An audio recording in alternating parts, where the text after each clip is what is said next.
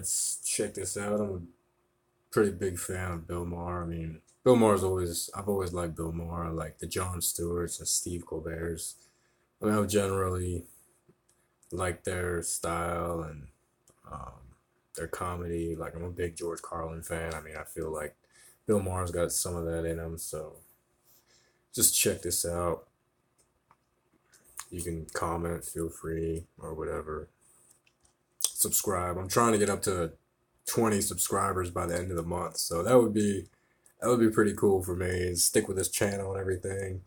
I'm not really trying to change my name all that much. I just want people to sort of want to listen to me and just listen to, you know, be subscribed to some channel. But I've just had so many channels and changed my name so many times. I feel like I'll just keep my name, I guess. So it's kind of that. But yeah, I like Bill Maher, and I don't know why Jordan Peterson is a big guy and everything that's going on right now with anti-natalism and everything.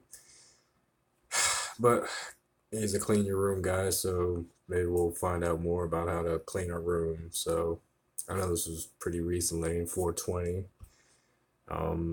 For people that don't know, it was Hitler's birthday too, so it's, I don't know, all on this date. Shit happens. Not to be offended. Because in order to be able to think, you have to risk being offensive. I mean, look at the conversation we're having right now. You know, like you're certainly willing to risk offending me in the pursuit of truth. Why should you have the right to do that? It's been rather uncomfortable. Please welcome Jordan Peterson. Yeah, I mean, that's kind of like the big thing with these shows.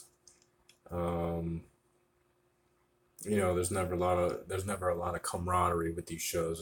They're always just trying to get a reaction out of somebody. I mean, that's the way I see it, from campaign runners or whatever. It just seems like people are trying to get a reaction out of other people. So Professor. Hey, great pleasure to meet you.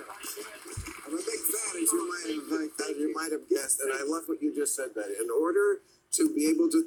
I mean, Peterson kind of looks, he got, like, you ever seen The Wild Wild West? He kind of looks like one of those, like, oil guys. Like, he has, like, the whole, you know, the three-piece suit, not just the two-piece suit and the tie and the shit coming out of his pocket. I mean, he just has, like, an egotistical stick up his ass. But, you know, might have some good things to say.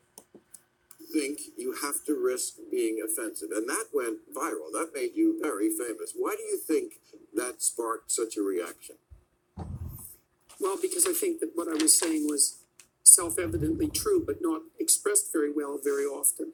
I mean, look, most of the time when you're discussing something that needs to be discussed, everybody's actually rather upset. Well, you know, like a vegan will shoot up into YouTube headquarters, and you know it'll all just get brushed over in like 3 days. None of the people on Facebook that I knew were talking about like anything enlightening, saying, well, you know, maybe these vegans are smarter than they seem or something, or maybe they have some type of argument. I mean, it's never that. It's just something, you know, gets there, like a tsunami hits like a city, and then, you know, people just, you just sort of, or like nukes hit Hiroshima and Nagasaki, and you just rebuild them for 40 years. I mean, it's just this constant, like something happens and then it just, everybody brushes over it. I mean, people don't really wanna take action in any or a lot of things they hear, or somebody will come up with like a great invention and not want to explain any dynamics of it or how they, you know, created it in the first place so everybody can profit off of it. One person wants to profit off of everything. Said about it. You know, if you're actually talking about something important, right? Because why talk otherwise, unless you're just shooting the breeze? But if there's an issue at hand that has to be discussed, then people are already upset and they have different viewpoints, and the offensiveness in some sense is built into that. And you know that because if you have a family, if you have a wife, Well, yeah, we're all offended and trying to plead our case, which is that the economy is just not working. It's fixed to crash. It's fixed to fuck everybody over. It's fixed to push people out of their homes and into smaller homes, or push people into from their homes into retirement homes. It's basically just fixed to fail. And meanwhile, there's just all of this murder going on in our country with the animals, and all this murder going on with other people in third world countries. I mean, you can't fix psychological issues just by um, talking about them, or talking people through psychological issues. Trauma from childhood, all of that stuff gets suppressed, and then they want to take it out on other people and become serial killers and rapists, and nobody wants to do anything about that. They don't want to accept that, and there's never anything good on the news. There's never good news on the news, but everybody wants to have some hope for the future and all this shit.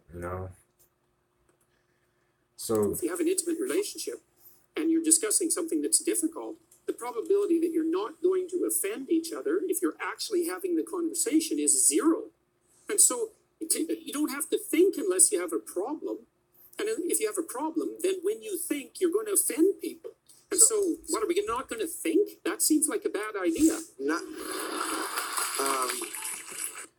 yeah, I mean, a lot of people, want to say it's not good to think, but I mean, what are you thinking about? People are just thinking about the next fix, the next steak and cheese, the next big bowl of macaroni and cheese. I mean, how they're going to get the money to afford to live, to pay off the kids. I mean, how they're going to get the money to be a suitable alpha male. I mean, so these are very basic arguments that are just, when broken down, you can see no validity and why they should have authority. Like, why Jordan Peterson should have enough power to be on the Bill Maher show. Why even Bill Maher should be in his own place. I mean, I have a little bit more respect for Bill Maher than I do Jordan Peterson, but everybody wants to talk about Jordan Peterson, so. yeah, you're obviously not an American. We love to not think. But I used to do a show called Politically Incorrect back in the 90s, and, thank you. Oh, the 90s, we remember them. And so I was always asked, what is your definition of political correctness? And I had to come up with one. I said, it's the elevation of sensitivity over truth, which seems like what it still is, except it's worse than ever. Yeah, so the elevation of sensitivity over truth. I mean, yeah, it's just, having an argument, and this is what's being politically incorrect, so saying there's no God, or you have the right to be whoever you want to be, or I mean, you should be allowed to be vegan and still have enough food to eat. All of these things, I mean, the real argument is in the sentience, right? So, nobody wants to talk about that or can do anything about that. Or just because 500 billion animals are getting killed every year, nobody can really do anything about that. I mean, we just get blamed for wanting to take people out of their jobs, and the fucking cycle continues. It's more like the elevation of moral posturing about sensitivity over truth. It's even worse. The elevation of moral posturing. So, I mean, he's just saying all of this stuff is invalid. I mean, he's like one of these Christians that says just, put on the armor of God or something like. And that's just not getting us anywhere.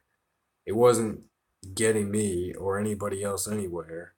Just throwing a bunch of trash into the dumpster when the trash is full of shit. I mean, so there's not a lot to be, you know, grateful for in America. There's nothing really coming in that is all that has that much validity to it, even to the people that really don't want to give a shit. I mean, the people that really don't want to give a shit or go a day out of a week without eating meat or something, they don't even want to do that for their health. They won't do that for the animals, but they don't even want to do that for their health. I mean, they don't even want to try to make, they don't even want to think about it, you know? So, Yeah. So where did it come from? How did we get to this place where we're so fragile? The safe space people. Oh, I think that you can pretty much blame it on the universities. I think that they pursued, especially in the humanities and in the social sciences as well, they pursued a policy of a radical leftist policy with an overlay of postmodernism, which kind of a. I mean, he's just sort of like stating the obvious. I mean, we're not supposed to live in these conservative ways. We're not supposed to, you know, be living in mud huts or all out in the fields farming, you know, doing agriculture and stuff like that. I mean, technology has got us to where we were or where we are because we educated ourselves.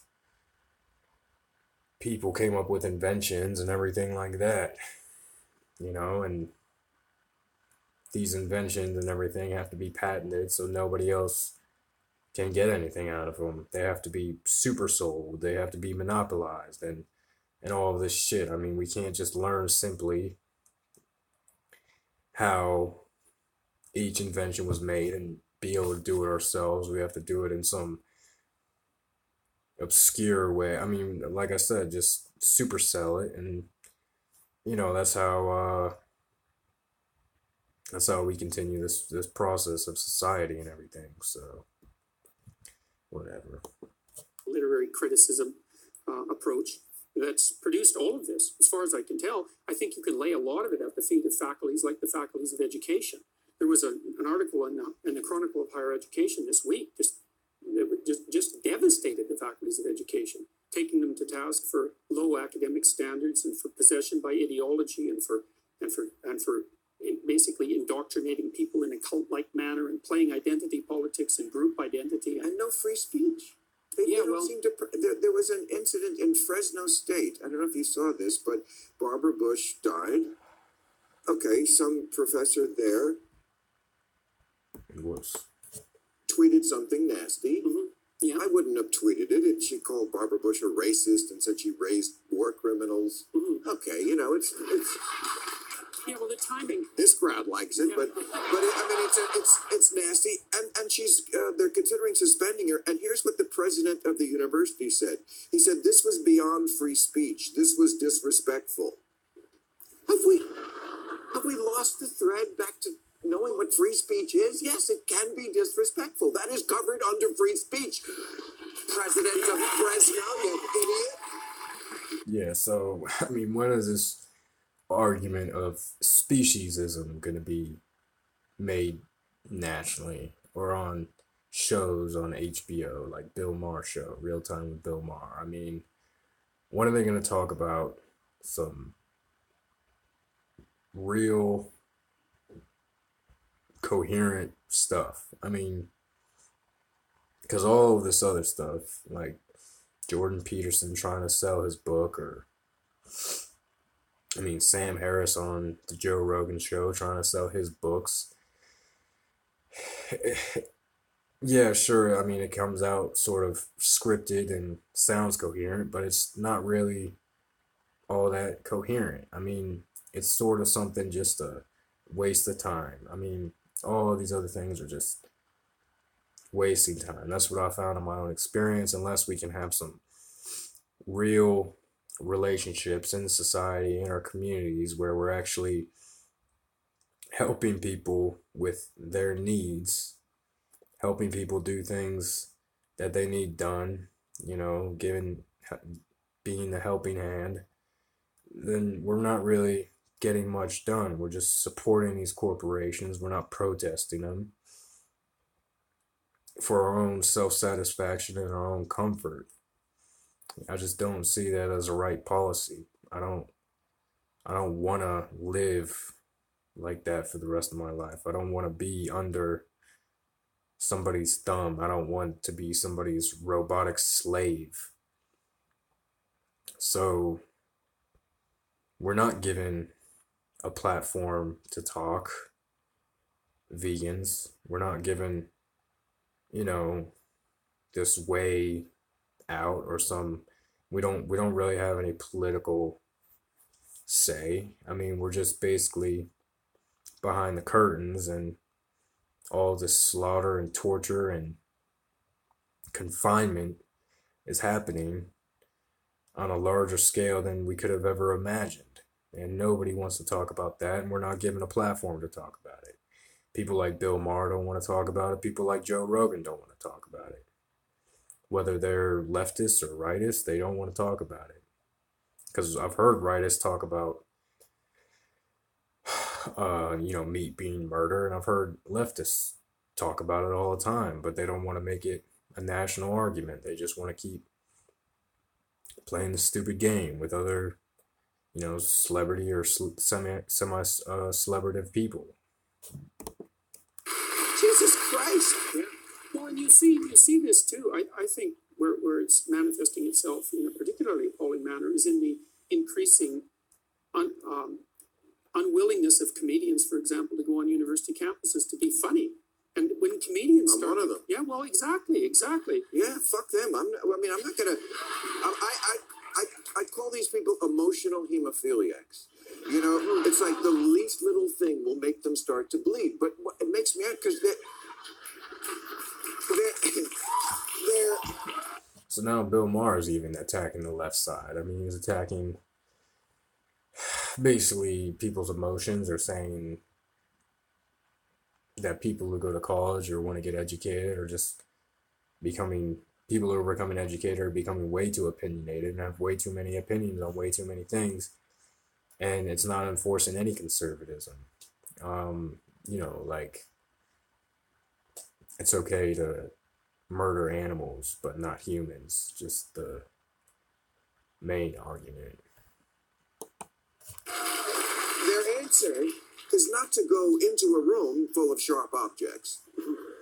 The answer is to make all of us wear bubble wrap. Yeah, right. So nothing we ever do makes them have a moment of discomfort. Well, there's also very narcissistic. Well, there's also this idea that's promoted by the people. I mean, so we're narcissists because we aren't given any options. We're not given, the right to join an army, to, go against the people who are using animals as property or selling animals as slaves on shelves and all that stuff. We're not given the right to be drafted to basically go to war against meat eaters. I mean, I'm basically just saying we're not given an outlet or a real freedom of speech. I mean, it's almost like YouTube is our only way to protest unless we want to get put in handcuffs. I mean, what's the point of protesting at these places anyway? I don't see anything in that.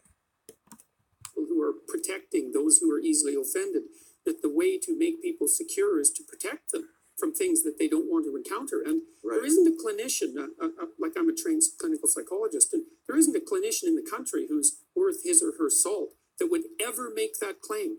Because you don't make people, first of all, it's hard to make people safe because life is seriously not safe. Yes. And the way that you make people resilient is by exposing them to things that they're afraid of and that make them uncomfortable voluntarily, but you use exposure. Right.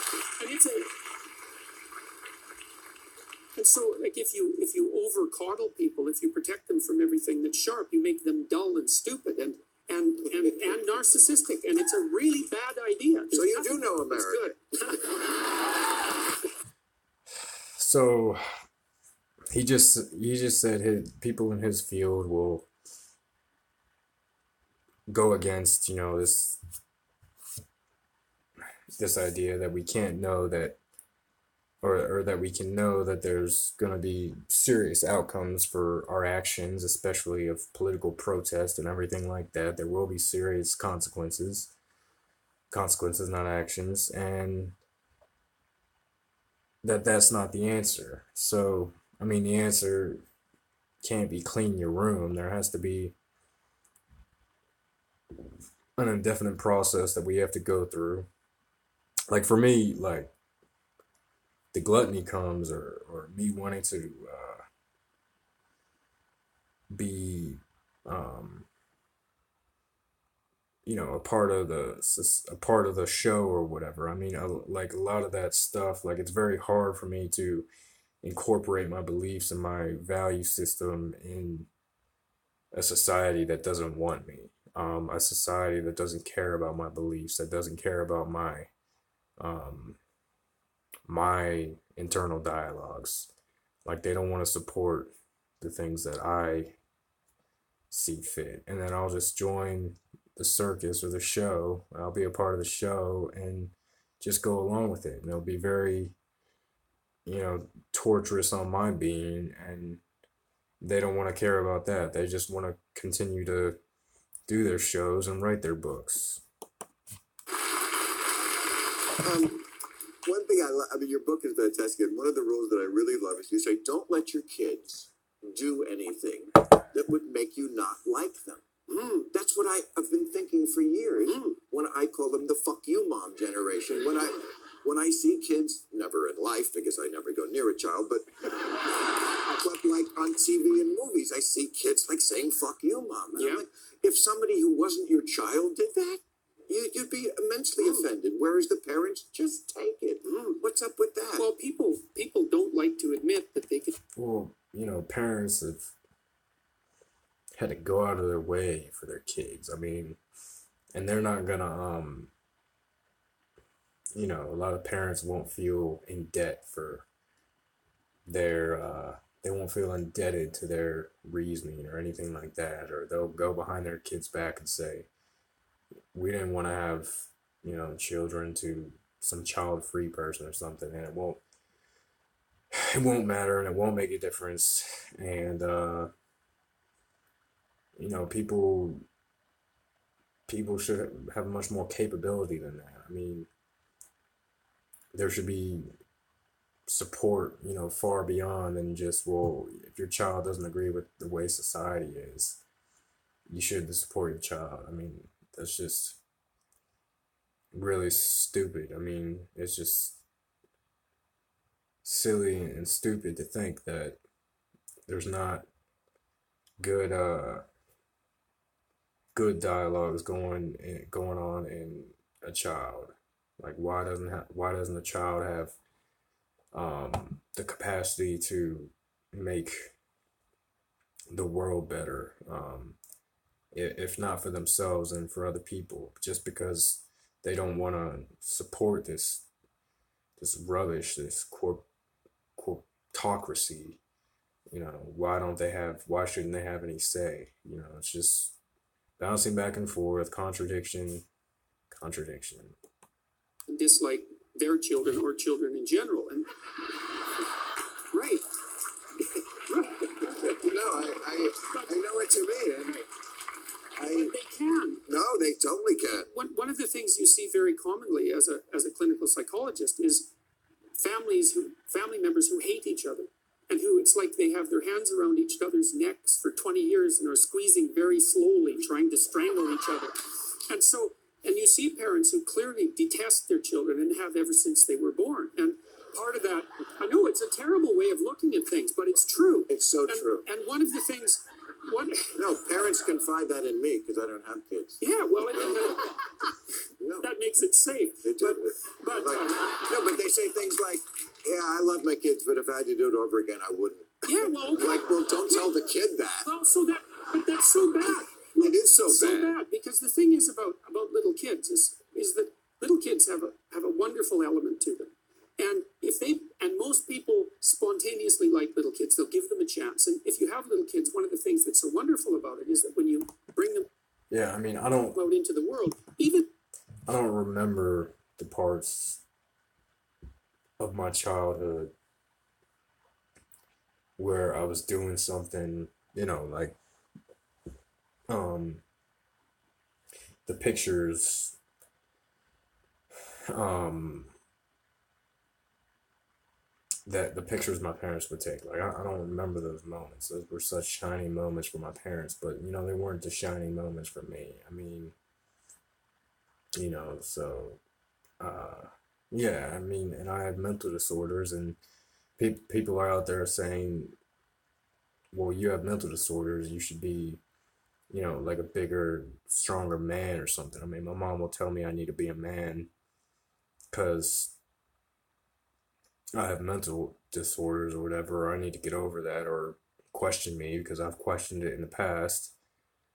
And, why, like, why is that the dialogue instead of, okay, well, all this stuff has happened since um, the internet and like iPhones, the Patriot Act, whatever, that have made basically crime a lot more, like you can investigate anybody and just find out about anybody, and we know there's way more crazy people than they say there are.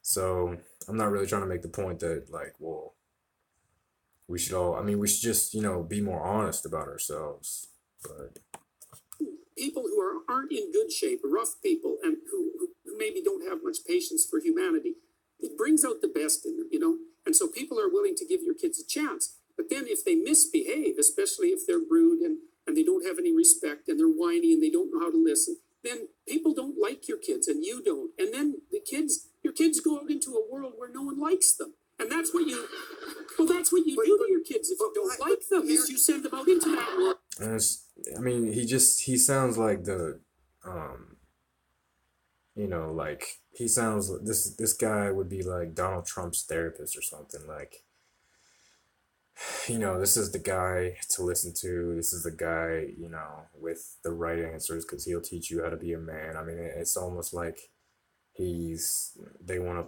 put him as the figurehead of therapy or something like that. I mean, and all he's saying is, just clean your room and accept all this stuff. I mean, that's all I ever learned. That's all I ever got from the 12 steps. It was just accept all of this stuff, and things will be better. You can serve people coffee and give people books, and you know it's just not the right answer. But right, but how did parents get so pussy whipped by their own children? I mean, that's really what it is. I mean, it's like they act the way a guy acts when he's super sprung on some chick, and just lets her walk all over him, and whatever she does, he puts up with. I don't get how we got to that. Well, I think parents I are. mean, it's a pretty decent argument. I mean, it's just because we've been right. I mean, the parents have been wrong. They can't really justify anything in saying why they had us. They can't really justify anything that supports like a good reason to have us if they didn't have like $1 million to give to us or something. I mean, they haven't brought us up right. We weren't vegetarians. We were meat eaters, and we played sports that put our brains and bodies at risk. Um, we were told not to take school seriously, all this stuff. So, I mean, yeah, we have a right to be a little bit pissed off for the way that we were raised.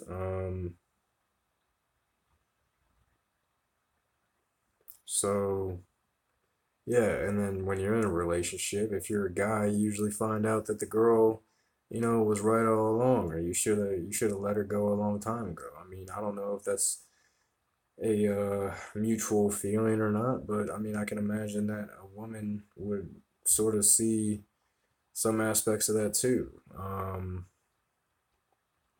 haven't really been with a woman in a while that had like that was with a decent person before me, but I mean, I thought I'd always treat them a little bit better than their ex had, but that's all I could really do. I could just only raise the bar, and that's all we can really do is just raise the bar.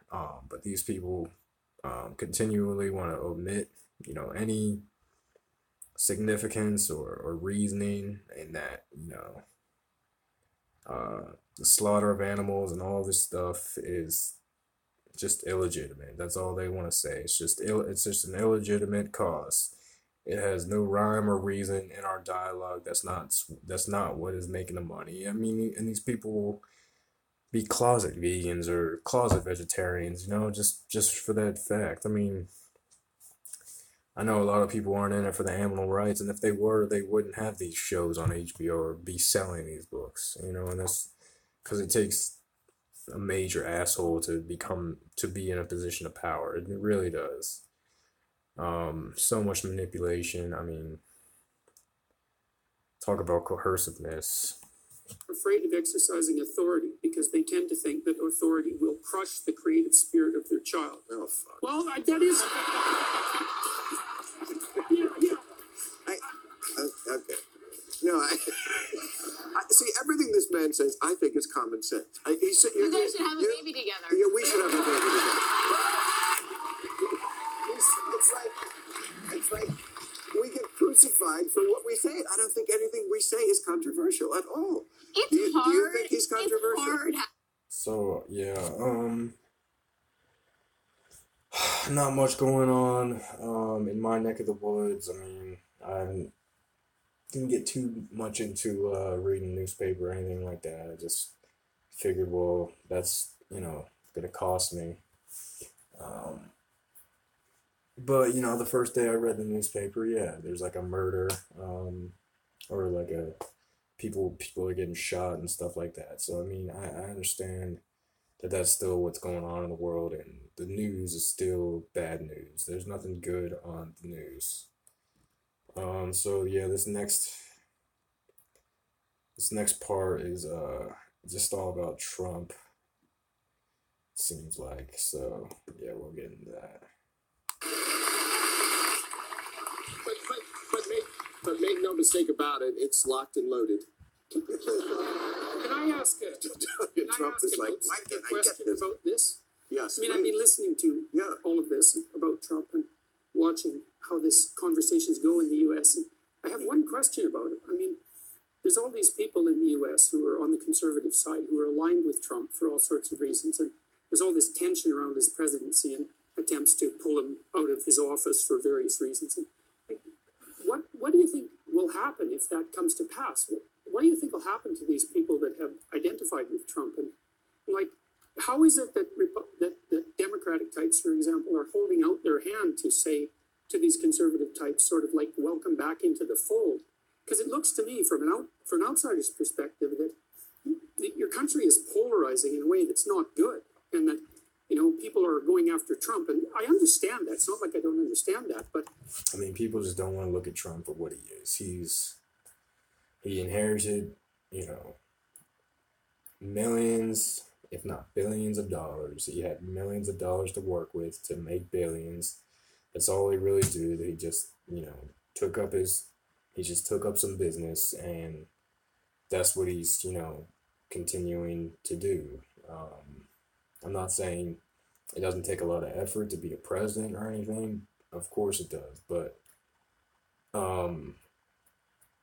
to some extent, no, it really doesn't. You don't really have to, do much when everybody's in your pocket and you're just going off the edge all the time. And everybody knows that. They just don't want to concede to that fact, or they don't want to talk about it. And meanwhile, all the killing and the slaughtering and the murdering is happening, and it doesn't seem like anybody can do anything about that. So there's all these people that elected him and that are identified with him, and they're not taking this well. you know, and so, well, they're not. They're not. It's not, and you know, you might not think they're very bright and all of that, and you know, they're backwards and all of those things, but you know, you need to have respect for the rest of your citizens, and if your country isn't going to pull itself apart, and I really see this happening from an outsider's perspective when I come down here, and I lived in the States for a while. It wasn't like this before. Yeah, again, it's just layers of this shit. I mean, there have always been people who stood up for the animals. There's always been people who question religions and all of this, and we haven't been given an accurate platform to talk about these things. We haven't really been given a decent voice to voice our opinions. I mean, we go to the streets and we protest and we get arrested. You know, that's what happens. So it's just these contradictive arguments, you know, and just indecent, comical crap about, you know, what you know their worldview is, you know, and it's sad. If he was just a regular Republican president with Republican policies, I would say you'd have a point. But what is so alarming is the assault on democratic norms, what we were talking about here today. Things like threatening to put people in jail, threatening to put journalists in jail, wanting military parades, praising dictators, wanting to be a dictator. I mean, we are at a moment here. I try to impress on the people who are too young to remember a lot of presidents and a lot of elections, how incredibly different this is than anything that ever came before. I never much liked the other Republicans who were in office, but I have a renewed respect for them. George Bush and Mitt Romney would not have tried to pull this shit. They just wouldn't. What about Nixon? Nixon got caught, and he gave himself up, basically. Well, although this president makes the Watergate burglars look brilliant. Right. Well, but it seems to me that it's not point. We can be as tough as we're being on the president. I think we should, for all the reasons you just said, Bill, without telling his supporters. Yeah, I mean, I don't know much about, you know, Nixon or Reaganomics or anything, but I mean, the point is that we elected a billionaire. We elected a billionaire. I mean, there's not much more to be said. I mean, there's, you know, there might be some trillionaire families out there, but I mean, we know how money works. Money isn't really what it seems, and it just seems like, well, it can't get much worse than this, and then it always does. I mean, isn't that always what tends to happen, where everybody just says it can't get much worse than this, and then it always does. There's always something to replace the bad. There's always a bad substitute for the bad. I mean, they'll be bigger and better. I mean, it'd be really cool to see us go to Mars, you know, but what'll be after that? So That they're stupid, without saying basket of deplorables. If we want to bring them around to what I would say is a more enlightened kind of thinking, and if we want them to see Donald Trump as someone who's turned the presidency into one long infomercial for Mar-a-Lago, you know, we can do that without saying to them, you've been duped, you're chumps, you're dumb, you're deplorable. And I think we need to talk to them with more generosity than we do. I'm confused about how this dovetails with your thesis that the left is too preoccupied with being non-confrontational. Right? The left is too well, just that we are. That's interesting. Okay, no, all right. No, that's a good question. The idea that liberals, especially intellectuals, are preoccupied with politically correct speech, that they're not. I see. And yet. No, they're too preoccupied with identity politics by a large margin, and they tend to categorize everyone by their ethnicity and their sex and their gender, and I think all that does is turn people into. And again, you know, it's just as if, like, we haven't already had this conversation, you know, a year ago or 3 years ago, or like as if everybody wasn't talking about all the sexual identity and all this stuff going on. And he's just saying, liberals are libtards. There's no such thing as a smart liberal. I mean, we're just saying that, it's not right to kill and all this stuff. Just change the word murder to kill, and you don't really have much of a difference, but that you want to say that it's okay.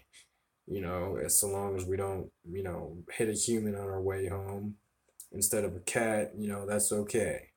And climate change. I think they're about to start talking about climate change, but yeah, there's just no validity in any of the arguments. Society is good and it's purposeful. I mean, it serves there's no purpose really being served other than to just, put people on Mars or put bombs on drones. I mean, and that's sort of what it's become.